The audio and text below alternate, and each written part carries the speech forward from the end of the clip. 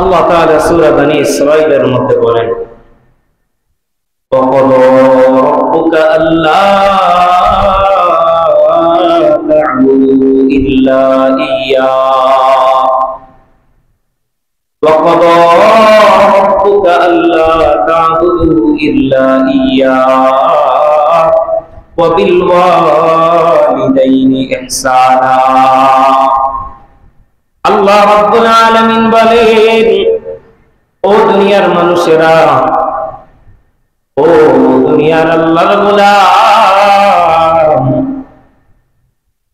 তোমাদের প্রতিপালক তোমাদের উপর কিছু বিষয় নির্ধারণ করে দিয়েছেন, কিছু হুকুম তোমাদের উপর আল্লাহ তাআলা দিয়েছেন। এই হুকুমগুলো তোমাদের জন্য মানা অত্যন্ত জরুরি।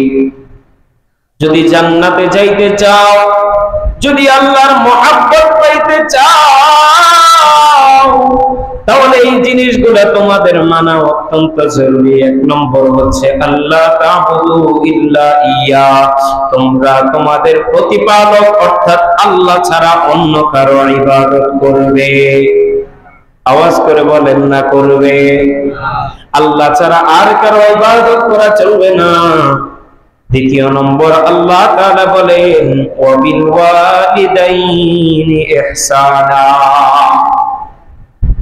দ্বিতীয় নম্বর আল্লাহ তাআলার পক্ষ থেকে অর্ডার হচ্ছে, আল্লাহর ইবাদতের পর সর্বপ্রথম তোমরা যেই কাজটা করবে সেটা হচ্ছে মা বাবার সাথে উত্তম আচরণ করা।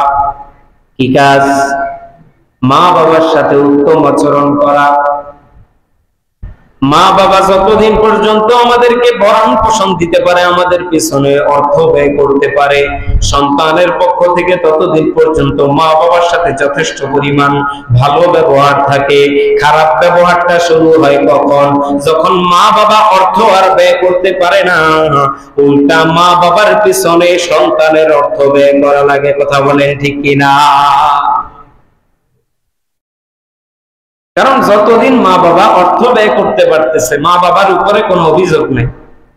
যখন থেকে মা বাবা শেষ, তারা বৃদ্ধ হয়ে গেছে, আর সংসারের কোনো আয় উন্নতি তাদের দ্বারা হয় না, ওই সময়টাতে গিয়েই মা বাবার সাথে কে ভালো ব্যবহার করে আর কে খারাপ ব্যবহার করে সেটা দেখা যায়। কথা বলেন ঠিক কিনা?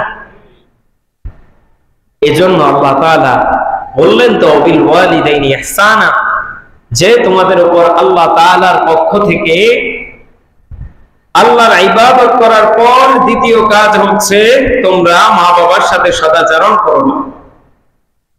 এখন কোন ব্যাপারটা, কোন সময়টাকে আল্লাহ গুরুত্ব দিয়ে ফোকাস করে, কোন সময়টার কথা ফোকাস করেছেন, এটা আল্লাহ তাআলা পরবর্তীতে এটা তাফসীল করছেন, ব্যাখ্যা করছেন। ইম্মা ইয়াবলুগান্না ইনদাকাল কিবারা আহাদুহুমা আও কিলাহুমা ফালা তাকুল লাহুমা উফ ওয়ালা তানহারহুমা ওয়া কুল লাহুমা কওলান কারীমা। আল্লাহ তাআলা ডাক দিয়ে বলতেছেন, যদি তোমরা তোমাদের মা বাবাকে অথবা তাদের একজনকে বৃদ্ধ বয়সে পাও, অর্থাৎ তাদের কাউকে অথবা তাদের দুইজনকে তোমরা যদি তাদেরকে বার্ধক্য অবস্থায় পাও, যখন তাদের বয়সটা বার্ধক্য অবস্থায় চলে যাবে, বৃদ্ধ হয়ে যাবে, তখন দেখা যাবে আস্তে আস্তে তাদের অনেক কাজ তোমাদের বিরক্ত মনে হবে।